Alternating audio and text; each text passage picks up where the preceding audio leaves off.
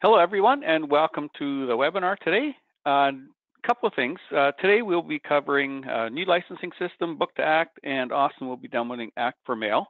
But what I wanted to talk about just for a minute or so is we will have training sessions once a month for all of our resellers.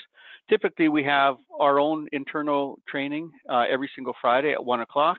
And so what we're going to do once a month, we're going to open up that for resellers and then do some pertinent topics. So if there's certain topics you want covered, make sure you let me know. This is Vic speaking.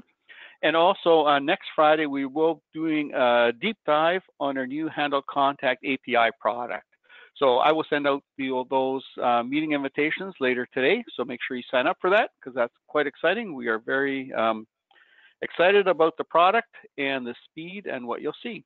So for now, why don't we start with Austin. Hello, everyone. I'm going to be demoing the Act for Mail product, which is essentially going to combine Act for Outlook Web and our Mail Merge for Act Web products that we had in the past. So now you have the ability to not only do mail merges and stuff from the web, but also you have the email integration as well, and you don't need Act installed. There's a couple of different places that you can access this from. So obviously, when you run Act, Outlook, which will work on both the 64-bit and the 32-bit versions of Outlook, you will see the two icons here in the group called Act for Mail in the top right. So this will take care of your email integration, recording stuff to history, creating activities from emails, and so on. The other portion, which will be used to send out mail merges, that can be accessed from your desktop, or if you just do a search for Act for Mail on your start menu, you'll see a shortcut for that. But first, we'll start off with the Outlook integration portion. So the first thing, once you install the product, you would click on Act for Mail settings, and similar to Act for Outlook, if you used it before, you just have to give it the database credentials. So with this, you have to give it the web API login information. So I kind of already pre-populated that with my database and the Act for Web URL. You can just hit login here to double check to make sure your information works. You don't have to click this button manually. I know some users, when they start up Outlook, they think they have to click login, but no, you don't have to. This is mostly just for testing to make sure it works. So yeah, you can see that works. So if you go to history recording, all these settings should be pretty much the same as Act for Outlook. You have all your different email history types, email subject, subject body, and attachments, so on. I would recommend selecting just subject and body, so as to not add a large number of attachments to your database. And the rest are pretty straightforward, similar to Act. So you can attach emails to Act database users, which is disabled by default because you don't normally want inter-company communication recorded to your database. But for this testing, I've left that on. You can have the history marked as private. And also this third option, which is the attach all sent emails, even if they weren't sent from this machine. What this option does is if you don't have access to this machine and you send an email from, let's say, your phone, it will still get recorded to Act as long as this Outlook is running on your machine. So for this feature, you will need an email account type that will synchronize your sent email messages, so something like an IMAP account or Exchange. But as long as you have that and you have this option enabled, your emails will be recorded even if you don't actually send them from Outlook. So that's pretty handy. For the other two, you can automatically link them to a contact's company if it's found, and also to any open opportunities automatically, if that is what you're looking for. And finally, there's the excluded accounts option. Sometimes people do have their personal email accounts added to Outlook, so you may not want to record emails from those. So you can just simply click on the checkbox next to the name of that account, and it will be ignored by Act for Mail. And if you go to the Incoming Messages tab, you have the similar where you can add automatically attach incoming messages, and then if you want to ignore any certain domains, for example, gmail.com, you just hit the plus icon there and just type in the domain there. Now, what's something that you can also do is instead of just the domain, you can add the full email address of the person too, if you want to ignore just a certain user, and that will still work. So this way you can kind of filter what gets automatically inserted to your database. And finally, the Update tab is just you can disable automatic check for updates at the startup if you like by checking that. So I will remove that for now. And that's pretty much all there is to configure in terms of the database connection. So if I just hit Save and Close, I'll quickly show you some of the other database settings. So you click on the Act Database Settings option on the main menu, and that will log into the database. It has a field mapping section for when you're creating contacts. When you're sending contacts from Outlook to Act. So if you have any custom fields that you want to map to, you can do that. By default, it should map most of the default ones. And also it will do a duplicate check, as you can see on the email field. If you want to duplicate check on other fields like name and company as well, you can just simply click on the checkbox there and it will check those as well before adding the contact. And if a duplicate is found, at the drop down here, you have a few options. You can choose to not overwrite any fields, overwrite only if the field is blank, or just overwrite with whatever is in Outlook. Okay. And if you click on Activity Settings, so this is for when you're sending activities from Outlook to Act. So the activity type is what the activity type will be set to when you send activities to Act. So by default, it's meeting, and you can also have the create activity window pop up as soon as you create either a meeting manually in Outlook, or if you select, or if you accept a meeting invitation. So it's similar to how the default Act integration works. So you can enable that option if you like. This is disabled by default.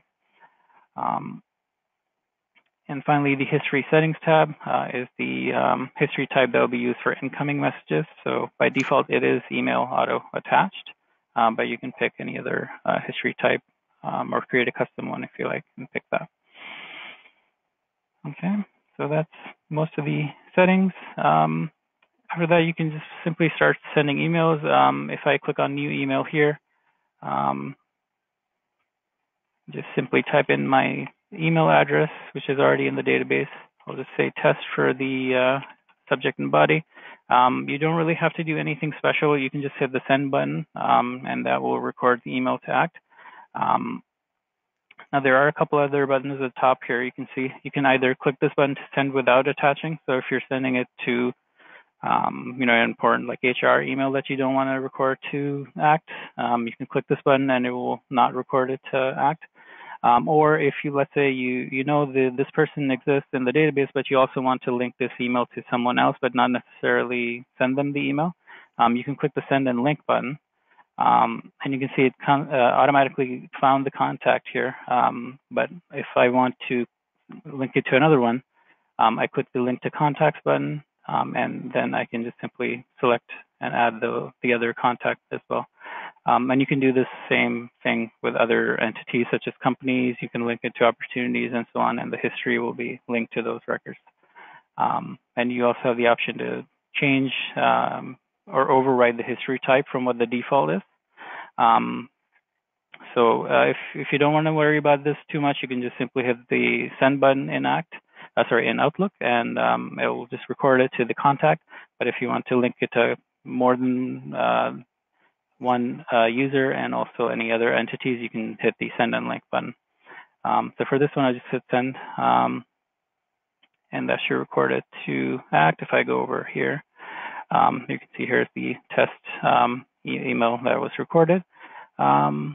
Now, one other thing is if you open up an email account, an email message, you'll see a few buttons there at the top. One of the new ones we added is the view history. So if you click on that, it will actually show you the history for that contact directly from Outlook. So you have a short list, and then you can click on any of the history records, and it will show the details on the right-hand side. So all this is being loaded in real time through the API. So it's a pretty easy way to get kind of a history of what the past communication was for that from that contact without having to go into Act or switch to the browser. That's handy. And then from the same screen, you can either create an activity in Act or create a contact. So if I click on Create Activity, it should automatically copy the body of the email in the Details tab. And from here, you can select all the options. This is all pretty standard, similar to Act. You can enable alarm. By default, the duration is 30 minutes, but you can change it. You can select the activity type to whatever you want. And also the buttons here at the bottom are similar to the ones I showed before. But there is one more, which is linked to my contact. If you click on that, it will quickly link the activity to your own contact. So sometimes if you want to schedule to-dos and whatnot, this should be pretty handy without having to click on link to contacts and search for yourself.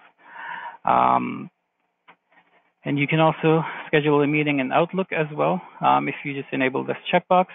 And as soon as you hit create, if I hit create here, activity was created, and then it should pop up with the email window in Outlook. Okay. If you go over here and click on create a contact, right now it says this already exists, so that's why it will show you this message. But if it doesn't, it will go over to this screen. And then this should auto-populate the contact name and email address. As you can see, it pulls this from the email message. And then you have the option to entering any other field in the database. If you do not see the field you want, you can click on the settings button here on the top right and add any of the fields. So for right now, I will maybe just add country, hit accept. I'll just change this slightly so we know it's getting added. And I'll just fill in the country and phone number.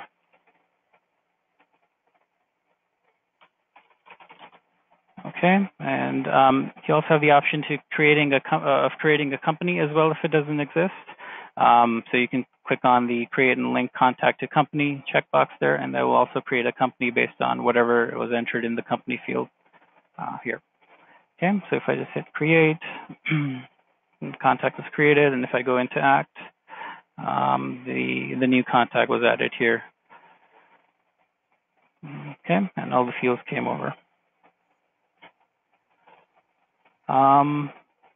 And also, if I go over back to the main screen, so these options are also available from the context menu. So you can just select one or more emails and right-click, and then you will see some of these options. So send email to Act, where you can manually select which emails you want to, which contacts you want to link to.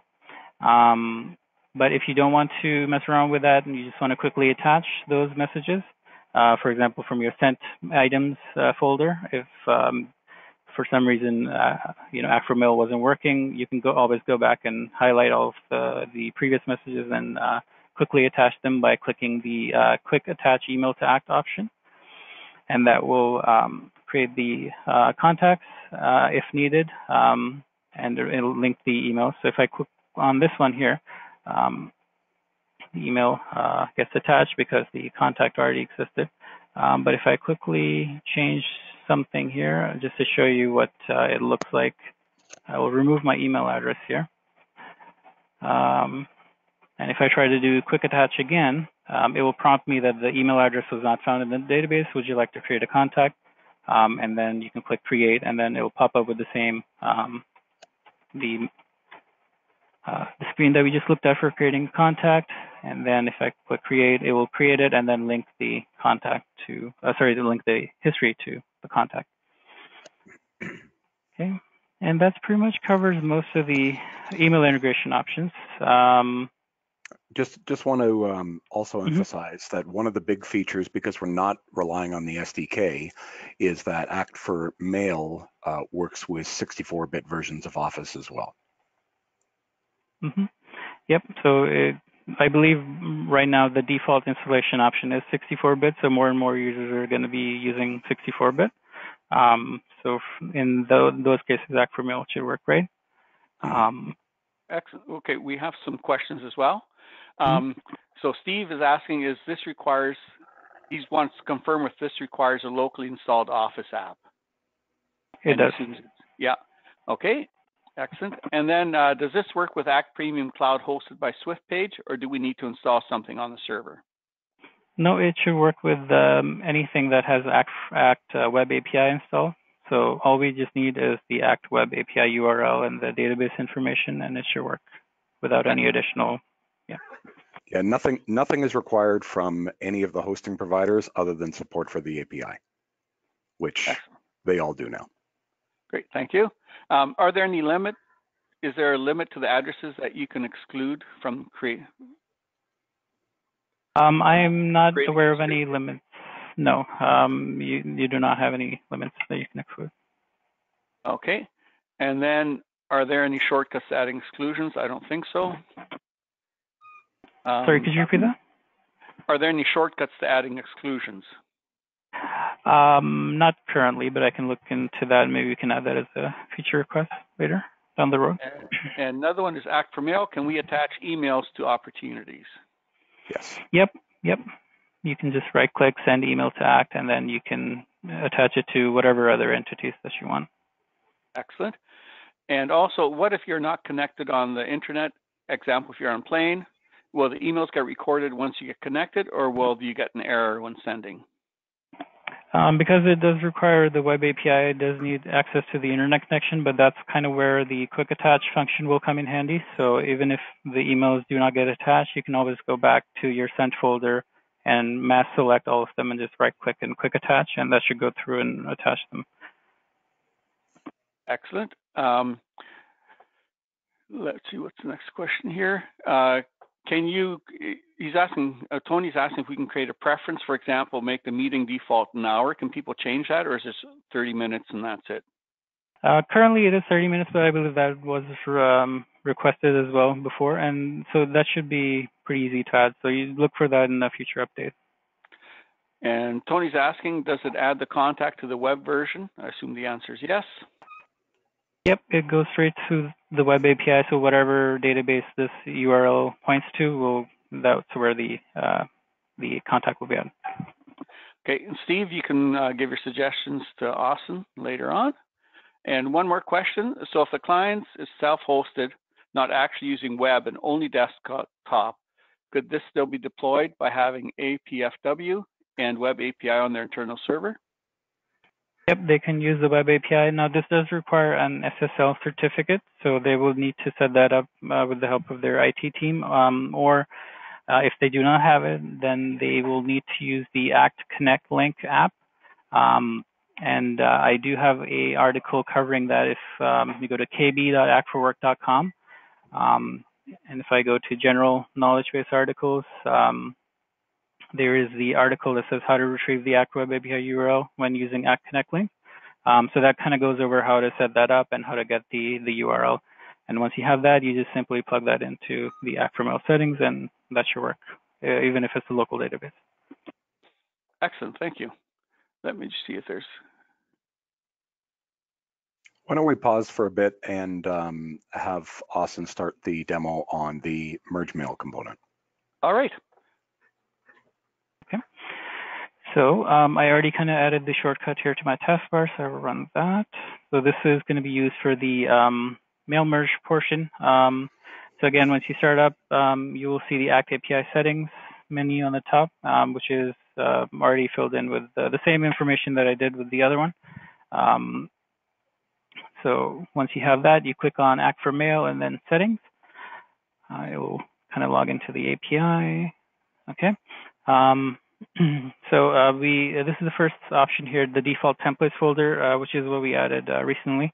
So because it is an API product and does not need a local installation of Act, you will likely not have access to your shared templates and such. So that's why we added this option, so that people can point the default folder to something like their Dropbox or OneDrive folder. So all the templates that they create will be synced and backed up, and they can access it from different machines.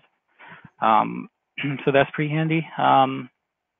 The rest, so for the contact exclusion, they can create a permission field, which is by default called email permission.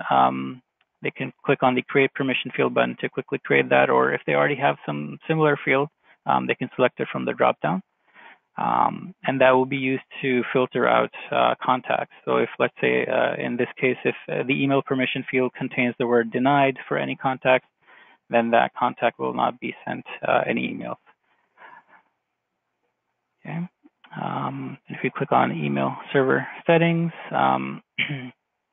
you can fill out your email server settings. So this does not use Outlook to send emails.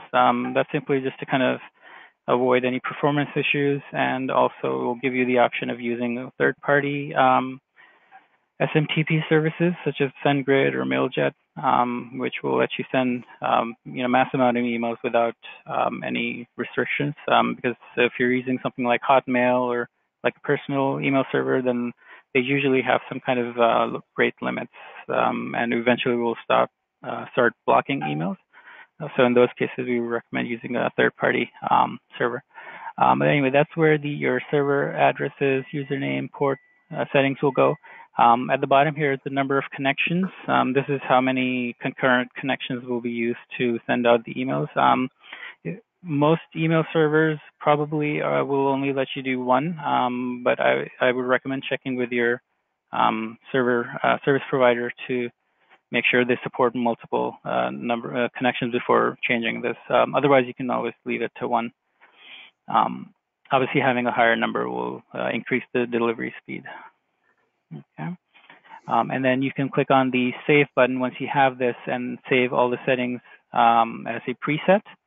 So right now, I added the mail.keystroke.ca one as a preset. So even if I, for example, remove any of these, if I select the preset again, it will pre-populate that pretty quickly. So this way you can quickly switch between different servers and settings. So if you want to send out an email blast to a certain address, but then want to switch to another email address when sending some other email, you can pretty quickly do that by just switching value from the dropdown here. Okay. If you go to history settings, it's just the history type that will be used for recording the emails, and also the update check if you want to disable that. It's on the last tab. And that is about it for the configuration. So we go back to the Act for Mail tab. There's the Manage Templates option, which you can use to create templates in the program. I already kind of created one, and you can see it defaults to my Dropbox folder that I said before. So if I open up that, should be pretty similar to the editor if you've ever used Notifier or our custom tables product. All the options should be the same. So this will let you add your contact fields, your My Record fields, and opportunity fields. So I have an image here and a a contact name. I will add one more. Let's say your email address is, and then it will just show the email address on the screen. So if I select contact from the record type, that will show me all the contact fields in the database. And I will just click on email. Now you can double click on it to add it to your the current position that the cursor is on, or the insert field. I'll just double click, and you can see it added the field code there. Okay, and you can add as many fields as you like to the template. and you can click on insert and add pictures and create tables. I would recommend creating a table and then centering that table to kind of make the emails look a little bit better on all platforms. I do have, I believe, a knowledge base article on how to do that. If I go back here, it might be under Mail Manager, but that does kind of go over the how to set up your email templates correctly. I will have to look it up. Unfortunately, I don't have that. There we go, creating templates. So here, yeah. So you create a template, a table with one column and one row, and then you set a preferred width, which is important on. Otherwise, sometimes emails will look a little bit different on different platforms. So you can get to this article here on kb.actforwork.com as well. Okay, if you go back here, I will save the template that I have here. The file, save, and we'll just close. And then we'll just quickly do a mail merge and show you what that looks like. So you click on Act for Mail, write, and then merge to Word or email. So we'll start with Word. You select the template from the folder. So now you can select either specific contacts that you want to send to, or you click on contacts in a group and select the group in the database that has your contacts, or you can send it to all contacts. I'll just select contact manually. At the bottom is where the file, the Word file, will be saved to. So I will just browse to the desktop and overwrite this test file. Okay, and just hit next. So here you will select your contact that you want to include in the mail merge. You can use the search field at the top to quickly search your contacts. Of course, you can add one or as many as you want. Now, because this is an API product, it's not going to load the entire list of contacts, and because otherwise it will be just too much stress on the server. So it will load, I believe, 25 records per page, and you can hit the next and previous page buttons here to go through the list, or just use the filter option to kind of narrow it down. Okay, but once you have your contact selected, you just hit next. You can record a history if you like, and include it as an attachment. Hit next, and this will just give you a quick confirmation of how many contacts it's going to, the record count, and you just hit next again to do the merge and then finish, and it should open up the Word document. Okay, so there it is. It entered my name and also my email address instead of the field codes that I entered. Okay, so that's how the merge to Word works, and merge to email is pretty similar. Again, to access that, Act for Mail, write, merge to email. You select the template, and you have the same three options to selecting selected contacts or contacts in a group or all contacts. You don't have to worry about the Word file anymore. You just hit next here, and I'll just quickly do another merge and send it to myself. Show you what that looks like. You can send it now, and so one of the new things is the ability to do to add field codes in the subject. So, for example, I can for the email subject, I can say hello and then enter the contact's name. So to do that, we can say insert field, and then you can select the contact name. So you can just double click and you can see it as the field code here on the subject line. So once the email comes in, you'll see instead of hello contact, it will have my name in there. You can also choose to copy any other addresses to your emails if you like. You can separate multiple ones by entering the email addresses and then entering a semicolon. And the same with BCCs. And now these checkboxes here are useful because if you're sending a very large email, blast, and you want to also copy one of your internal staff. You don't want them copied on every single email, otherwise they'll just get spammed by thousands of emails. So for that, you will simply check this option, and then it will copy them on one of the first emails. So they kind of are aware, the email blast is going out, and then for the rest of them, they will not be copied. Okay. If I hit next here, you can choose to change the reply to address. So let's say if you're sending from a pretty general inbox, such as info@yourdomain.com, but when the user replies, you want to have it return to a custom email address like your own or another person's. You can click on this option, enter in the user's email address, and when the user hits reply, the to address of the email will be automatically changed to this. Okay, and if we split the sending in smaller batches, this is just to kind of improve email deliverability. If you're using personal email server, because some of them have limits on how many emails you can send a minute and so on. So in that case, I would recommend sending them in smaller batches. So here you can select a batch size and the delay between each batch. So over here at the bottom, you can see the recommended batch size is 25, and with a 30-second delay in between. And that should work with most servers.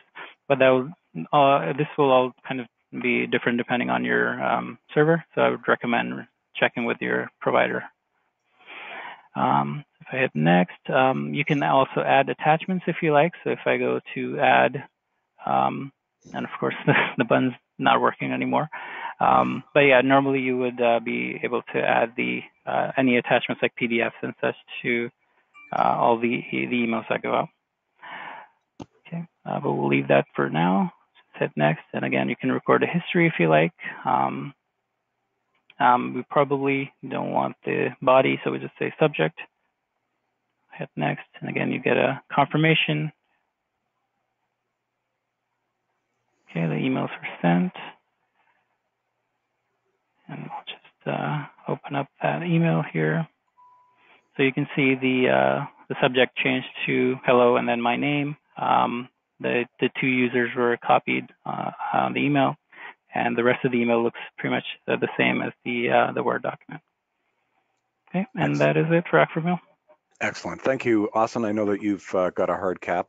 You've just exceeded by 3 minutes, but we'll let you go. Thank you very much. Okay. You're welcome. Okay, take care, guys. Excellent. Great. Thanks, Austin. And can you make me the presenter? Yes, I can. Did you want to deal with the questions now, Ken, or should we?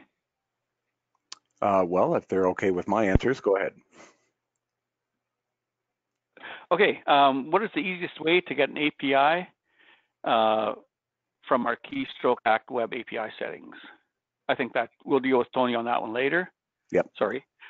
When you get to dollars, what will you charge for the current Act for Outlook for a client to upgrade to 3 API version? Okay, so I'm going to be covering some of the commercial details next, so I'll push on that question. Okay. Can you use Office 365 SMTP settings, or is that futile? I can't think of a reason why not for the merge mailing. Okay, because you just need the mail settings, but if there is an exception, that'll be something I have to confirm with Austin. Okay.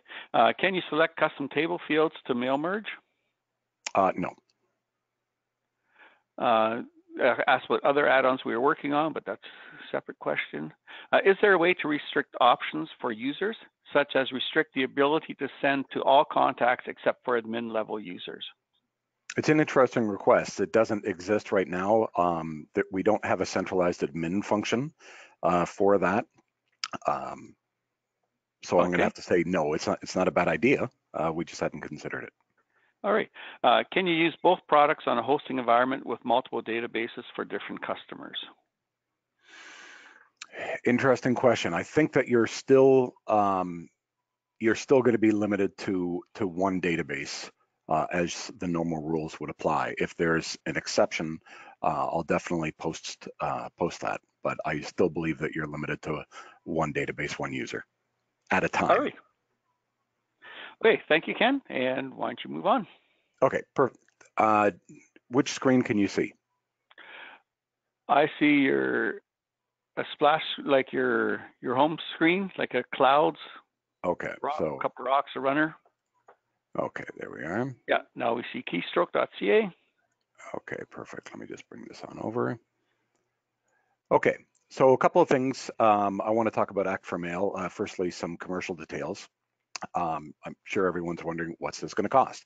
So we currently charge $36 for the permanent Act for Outlook that everyone's used to, that we've sold over 5,000 licenses to, and we also listed that Act for Outlook Web, okay, would be going for $24, $2 a month. Now, what we did was when we took the Act for Outlook Web and we added the merge mail capabilities, and we are going to be selling Act for Mail. We can't keep two code bases. So what we're going to do is we're going to have one product moving forward. Act for Outlook Web is going to be discontinued, and we're going to be going forward with Act for Mail at $36. Now, there's a couple of $36 per year per activation. So please be mindful of that. Advise your customers if they're going to be installing it on their desktop and their laptop, they will need 2 licenses because it is an activation-based license. That's the first thing. Second thing is, if you have existing Act for Outlook Web customers, because we have sold it for a couple of months, we are offering them a free upgrade. Okay, a free upgrade to Act for Mail, and for them being early adopters, they will also continue to be able to renew at the $24 price. Okay, so this is just an early adopter benefit. So advise any of your customers that you've sold this to that this is a perk. They get the free upgrade and they get the ongoing savings. Now, on that note, we have a number of early adopter programs and campaigns that we're going to be launching, and this is the first one. So if you are selling it to your customers, you are going to be, unlike some of the products that we're going to be demonstrating today, you will be buying this on margin. So you will go to our website, you will log in, you will click on shop, and you will buy the product. Your discount will automatically be applied, and you will sell it to them at the full retail price, okay? However, what we are offering is anyone that purchases Act for Mail between now and the end of February, it will be the same price, but you are going to be able to offer them 15 months for the cost of 12. So essentially they're getting 25% off. Okay, so 15 months for the cost of 12. Once we see that activation, all activations between now and the end of February, we're going to add an extra quarter to them. Okay, now that's going to be easy to sell. As you can see, the product works really well. There's no server-side configurations to make. It works with any of the APIs, and any of the hosting providers or Swift page should be able to support this, and you can get the API information from them. So you've got that. But what's really cool that we're really excited to announce is our new license renewal system. So if your customers want to either you renew on their behalf or they renew, watch what they can do. Now, what we've done is we've just added this to the website. There's 2 places you can find it. One is the license renewal down here. The other is click on Our Programs and click on License Renewal Tool. Okay, and what you'll be able to do is you click in here and you paste it in, and you select obviously the product. This is Act for Mail, and then you click on Validate. Now you'll notice that no one is logged in, and remember that the price for the product is $36. So what I've done is I've set it up so that this particular key expires at the end of the month.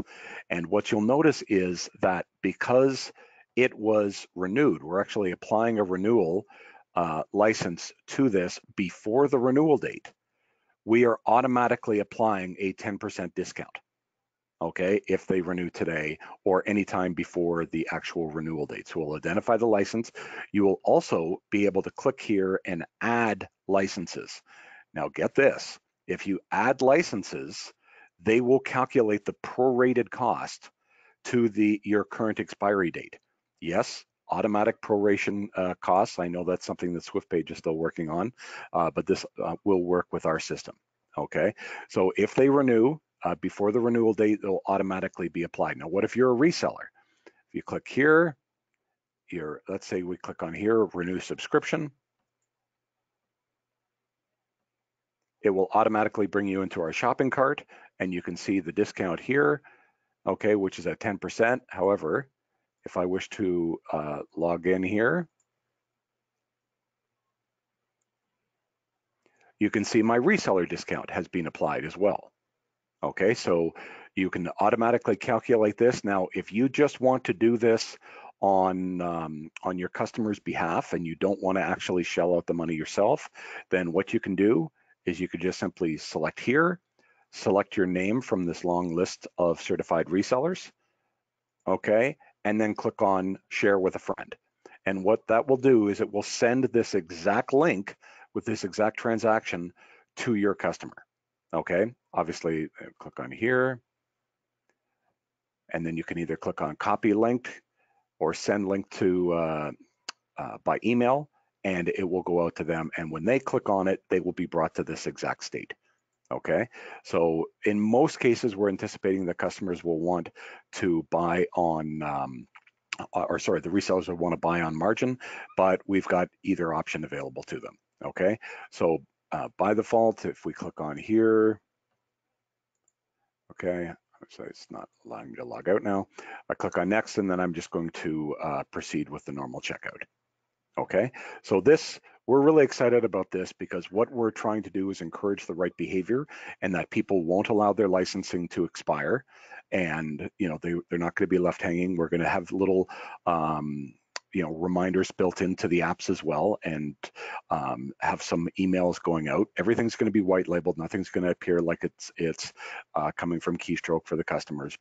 But we do want to let you know that if they renew on time, and you can pass this on to your customers, they renew on time, they're going to get 10% off. Okay, if they try to register and it's after the renewal date, then it will be regular list price. So let me just pause for a moment and see if there's any questions. Yeah, Ken, question, is the new licensing system for all add-ons or just mail for all subscription add-ons? All subscription add-ons, not including any of our web products, which we'll be covering today. Obviously, it won't work with Handheld Contact API. It's not going to work with BooktoAct, which we'll be covering, and it doesn't work with Web Planner. We have different systems set up for that. It's not a buy on margin product. Those other ones are more, Handheld Contact is a buy on margin, but the BooktoAct and the Web Planner are trial enabled. So you enable them, and then we send you a commission, and I'll show you how that works. All right, and then client is Act for Outlook 2 and wants to keep it perpetually bought and not move up. Is it that possible, or do they have to upgrade given the need to install over again when? This is a long question here. Yeah, I'm not sure. I mean, if they have Act for Outlook 2 or Act for Outlook 3, which is an SDK product, they're required to do nothing. They can just keep using it. This is only really, the big deal here is two things. One, they can have Act for Mail configured on a computer that doesn't even have Act.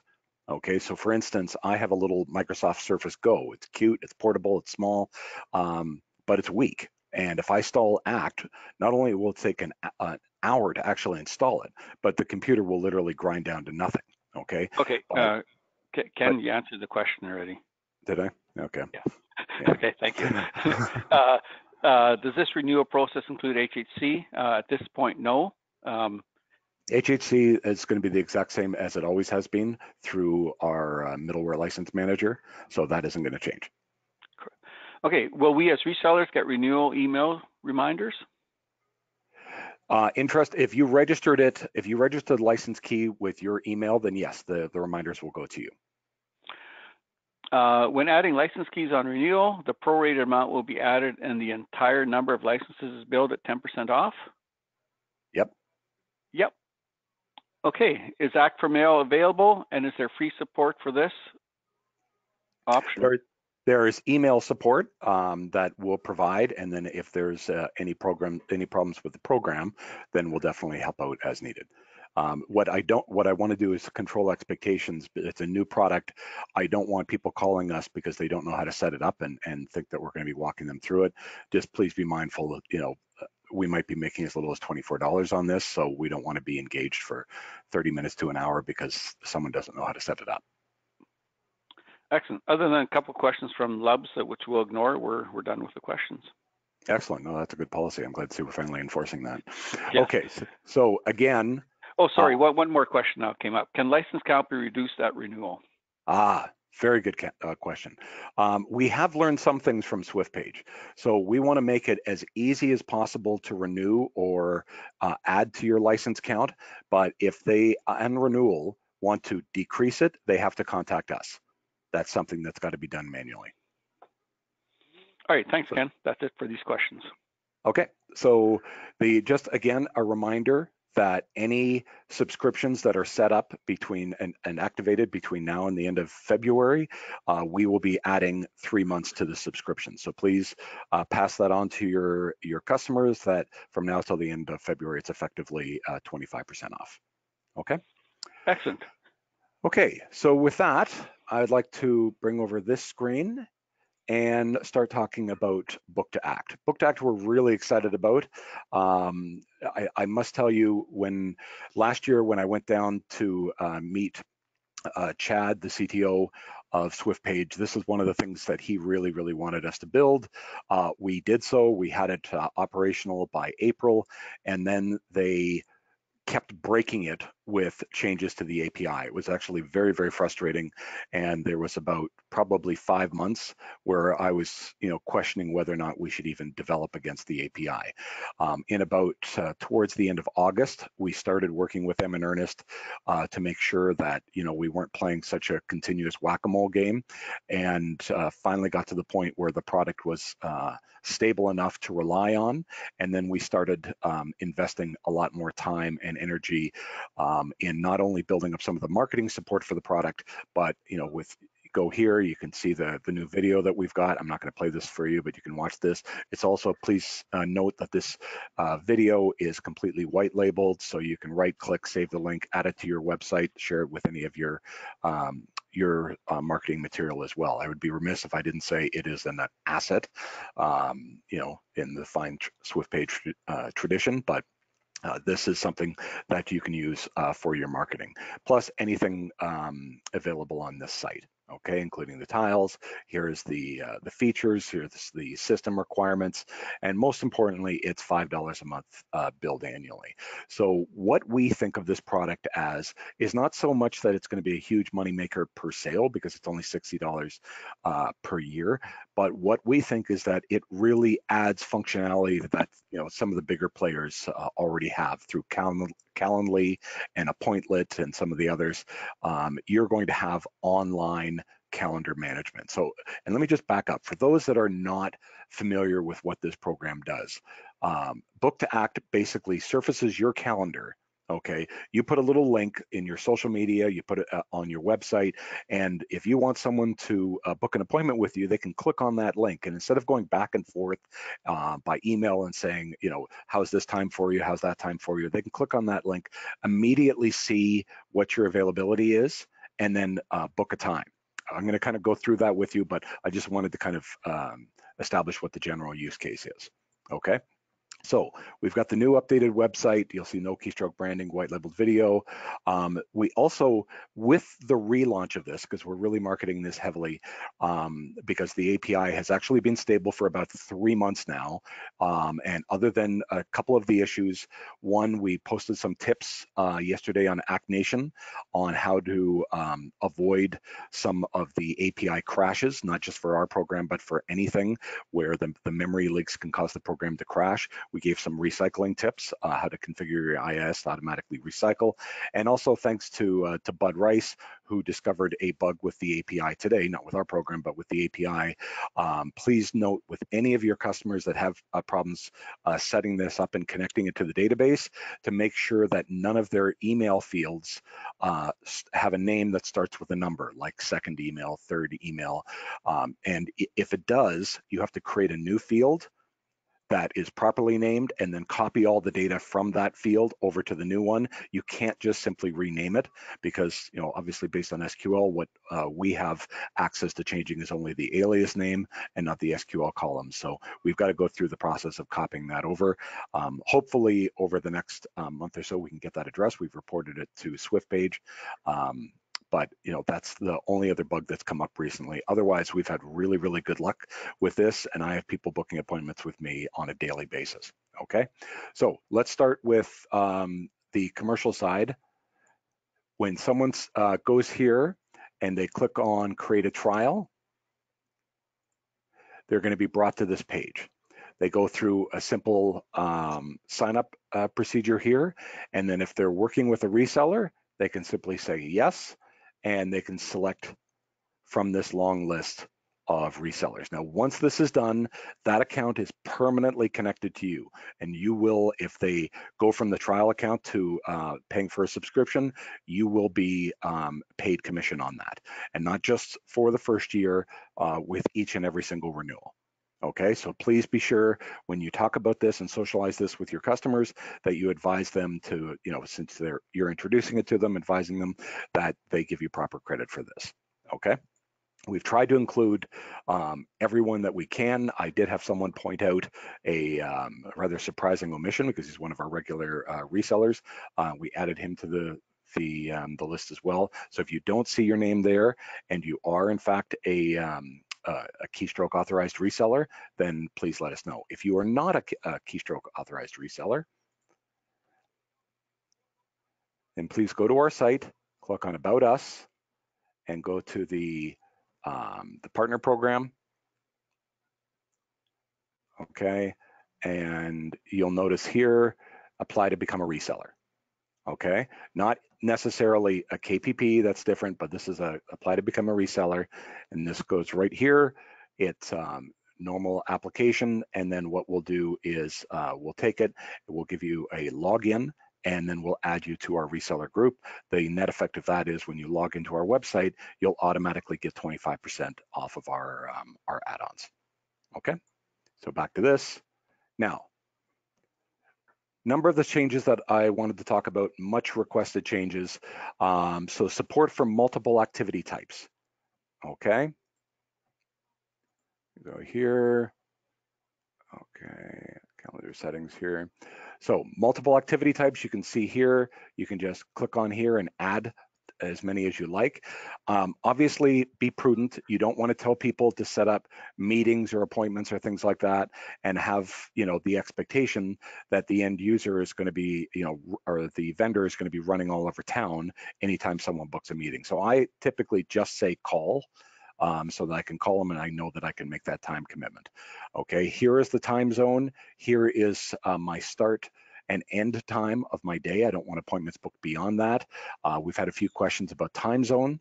Okay, obviously this is meant for international, and also date formats.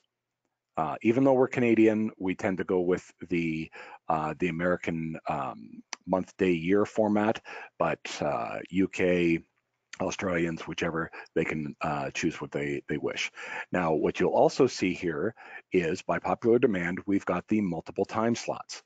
So what that means is you've got the ability to allow a user to book 1, 2, or 3 consecutive time slots. So that was a recent request where someone wanted to book, you know, multiple, like I always set mine in 30-minute increments, and that you can have someone book, say, 3 30-minute increments at a time. Okay, so that gives that a little bit more flexibility. Okay, you'll also notice here, and I do want to keep mentioning this because we are trying to be as channel friendly as we can. There is no keystroke branding anywhere on this site. Okay, if you see it advertised within the Keystroke site, obviously it's branded, but this site is meant to be as white labeled as possible. Okay, so then we've got here, you can select. Another change was we had people want to be able to configure which fields were mandatory when a user was creating an appointment. So what we did is we set it so that you can configure this yourself on an account by account basis. One of the common things was that people didn't like having to stipulate a company if they were like real estate agents, mortgage brokers, they were in any kind of social services where, you know, the company name wasn't necessarily relevant. It was more of a personal transaction. So they wanted to be able to deselect that so people didn't have to put in bogus information. And then you've got the ability to set which days. Obviously, not all of us work Monday to through Friday. And then the last option here is to be able to select if you want to display your availability for the current day. Now, please be mindful if you do select this option, and I've got it selected, we cannot prevent people, let's say they try to book an appointment with you at noon, we cannot prevent people from seeing that you have availabilities actually before that physical time. So if it's noon, it might also display that you're available at 10 a.m. Okay, so just be mindful of the impact of that checkbox. Okay, and then we go to appointment settings and standard 30-minute durations, 15-minute buffer. Okay, that means that your availability won't be displayed within 15 minutes of your last meeting. Okay, and then one other thing we're really excited to announce is the changes for the blacklisting settings. So one of the things that always drove me crazy is when we were using BooktoAct, people had an irritating habit, and sometimes it was based on time zones, so they weren't thinking about it, of booking appointments with me through my lunch hour. Okay, so what I initially did was to work around that was I actually created this daily recurring activity, so it always showed that I was busy, but that actually became irritating because sometimes it would create conflicts with real meetings. So what we did is we built the ability to actually create a blacklist so that you can actually say, I want to set up a daily blacklist. Okay, so it is, you know, from such and such to such and such. It may be your lunch hour, it may be a regular workout time, it may be anything, and then you may have a weekly meeting. Okay, that may or may not be in your calendar. Or maybe a personal event or personal commitment, and you can set up that so that even though it's not an act, it will not display you as being available. Okay, and the last piece that you're going to like is we have set up date ranges. This was a highly requested one, and it was actually programmatically a little bit more involved than we were expecting. But if someone was away for 2 weeks, previously you had to actually blacklist every single one of the days of those 2 weeks. Now you can actually just set a from and to date, a from and to time, and that will blacklist the whole period and show you as unavailable for those weeks. Okay. Now the last thing I wanted to show you is the account management. Okay, so what you can do here is to add a new subscription. You just click on here, and as soon as you click on next, it brings you to the payment page. Now you don't have to worry about the referrals because when they registered their account, that account was permanently assigned to you. Okay, so when they process a renewal, we'll get notification of that, and much like we do with Handheld Contact on a monthly basis, you will be sent your commission payments by the midway point of the following month. Okay, because we aggregate them. We obviously don't pay them, you know, with each and every transaction. We aggregate them at the end of the month and then pay them by the 15th of the following month. Okay, so I just want to pause and see if there's any questions with that. Quick question about who they call for support on these products, and I'll say Michael Cadlib. And Yep. If you're really nice, Brian, I'll even give you his cell phone number and his wife's cell phone number. Well, Brian was also the person that we omitted from the reseller list, so don't be too hasty. Okay, all right, sorry. Okay. Another question is, are you working with? Go ahead. Go ahead.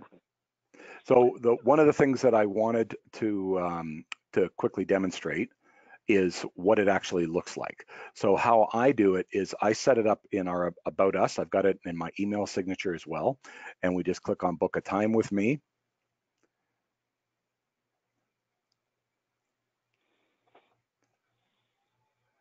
And it's going to load my calendar here. Now this is showing my day. Now, the Keystroke logo up here is what I configured in my settings. Obviously, no one else is going to see Keystroke. They will see whatever logo is there. Now, if I want to select, see how it says obviously before what is the current time. So I'm going to say 2:30. I put in the normal amount of time. Now, It does display the time as the drop down.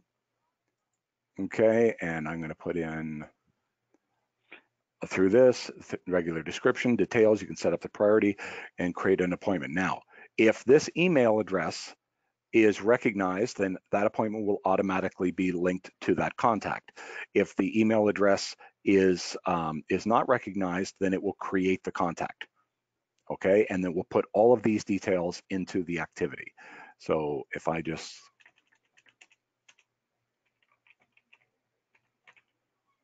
okay, appointment type is call. I'll just put 1 and 1.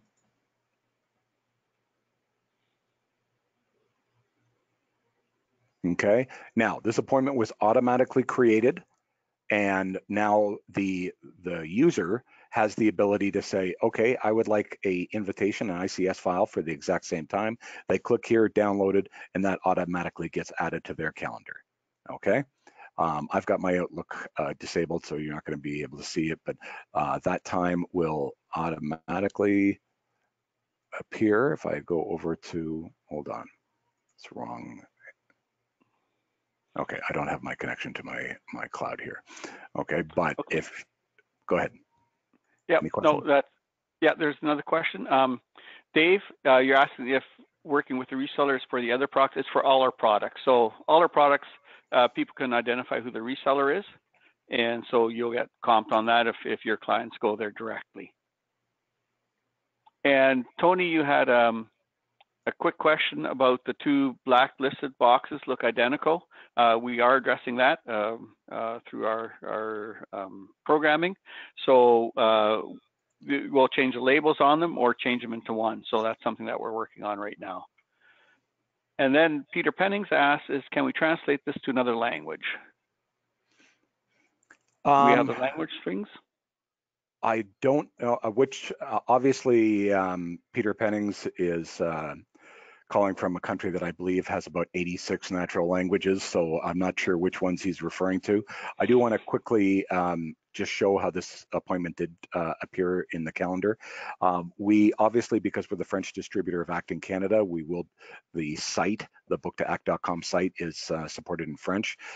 Also, a lot of the browser functions, things like Google and such, will do a lot of the translations. And I believe the rest is still in development for anything beyond French.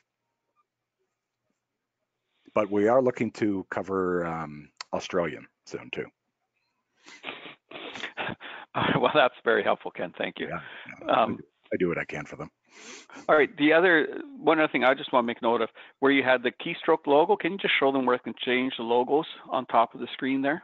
Okay, so that is, okay, I think I actually already closed that. Let me just double check here. Yeah, I'd have to log back into my screen here. So BooktoAct.com, log in. And while Ken's doing that, just a reminder, next Friday, we're going to have a deep dive on the Handout Contact API product.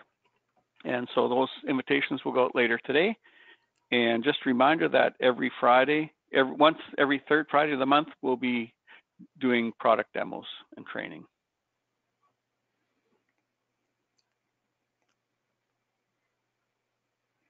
Just 1 second. Okay, here's where you load your logo. Also, here is where you get your link. Once you go to the BooktoAct settings, you click on copy URL. Here's your unique link. Obviously, you want to create this as a hidden hyperlink. You don't want to be displaying it as is. I put it in my signature, say book an appointment with me, put it on our About Us, social media, whichever.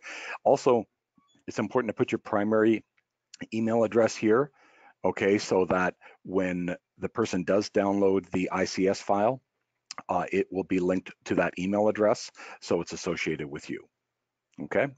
Now we're running a little bit over, but I'm gonna need about 5 more minutes just to quickly go through.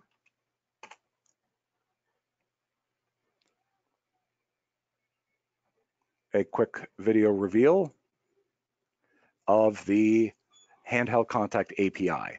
So this we expect to release in about 2 weeks. okay, barring anything unforeseen from either the Fun API or some of the beta feedbacks.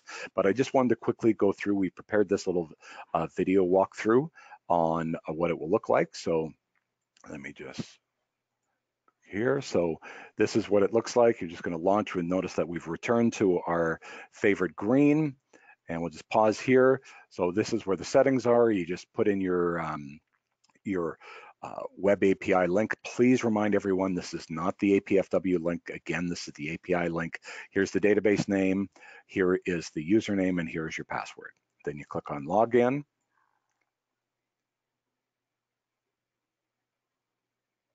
Okay, and then it brings you to our account credentials. So you put in your HHC name and you put in your password and you log in. Now, as, one of the big things we want to remind people of is two huge advantages of this. One is that this program will allow you to work on multiple devices.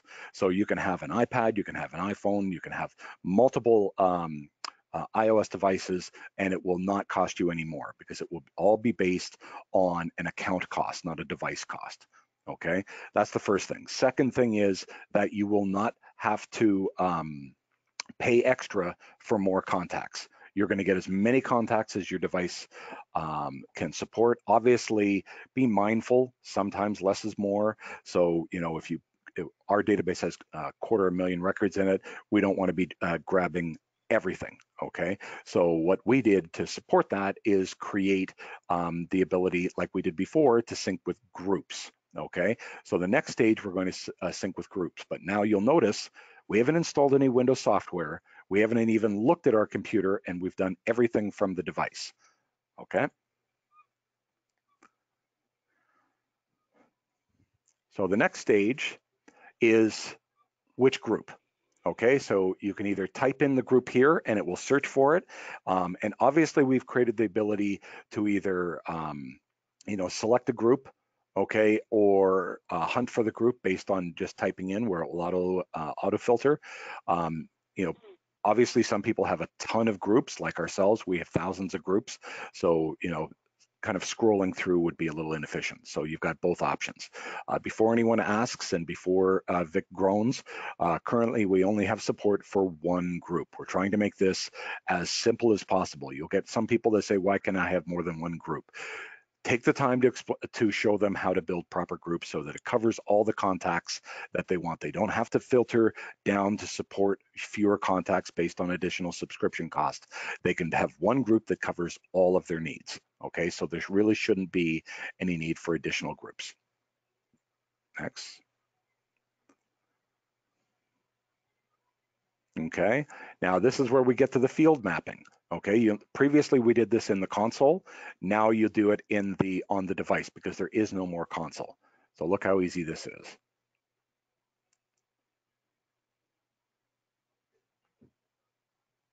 Okay, now you're selecting the opportunity details. Do you want just the open deals? And then you select the individual fields within that.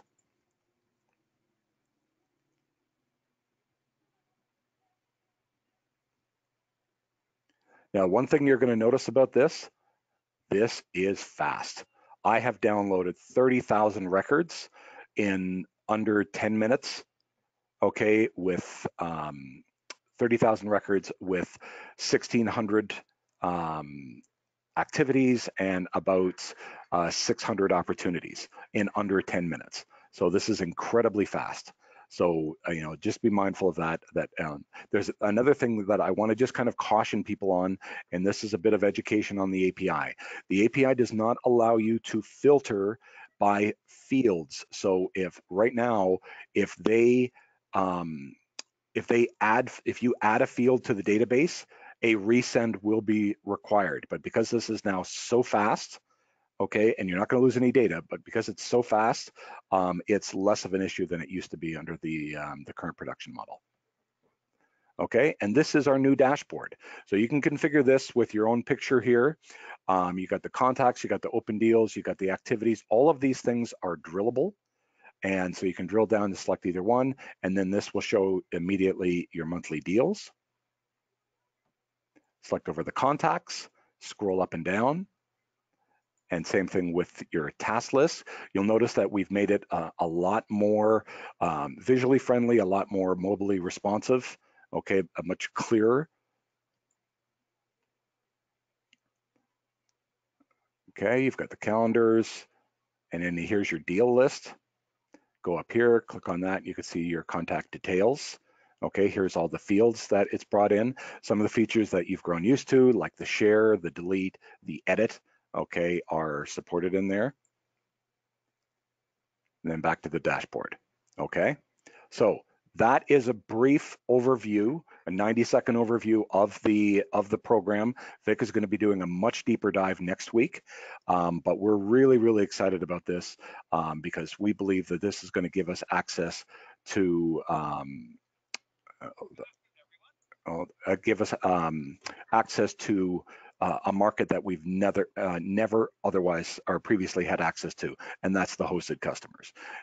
You know, we were as tired as you guys were whenever we had a cloud-only customer and having to tell them, yes, you have to download a copy of the Windows client, install it locally, and have an RDB. And it was just, you know, an awkward conversation for people that wanted to be 100% cloud. Okay, well, now we've addressed that, and over the next couple of months, we're going to be building out some of the current feature gaps between the production version. Like the current version does, the API version that we'll be releasing in the next couple of weeks doesn't have things like the mapping feature we introduced, the quoting feature, and a few others, but we're going to be building those out in the subsequent months as we shrink that feature gap. Also, we'll be building out the Android version as well.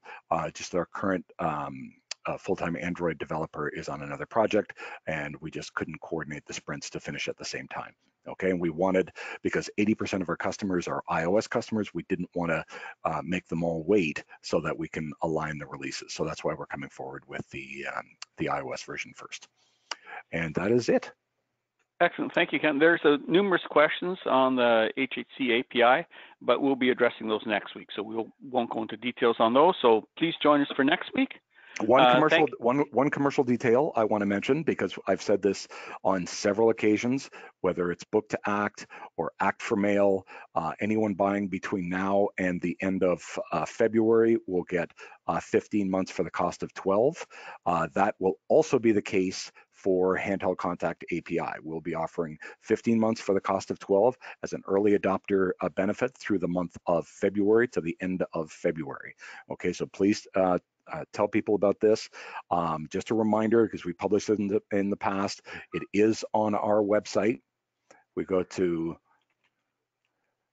handheld.com.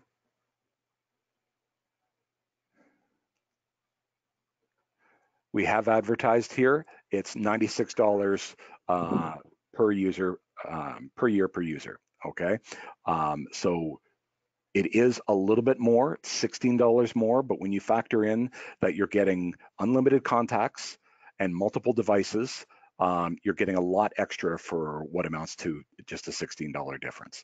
So as we said, Vic is going to be covering much more of the feature details next week, so stay tuned for that. But I just wanted to mention some of the commercial opportunities so you can start socializing this sales, you know, as soon as possible. Back to you, Vic. All right, thank you very much, Ken, much appreciated. And so please join us. If you do have any questions that we didn't answer or you think of afterwards, please email either Ken or myself, and then we will get back to you on that. So thanks a lot, have a great weekend, and we'll chat with everyone next week.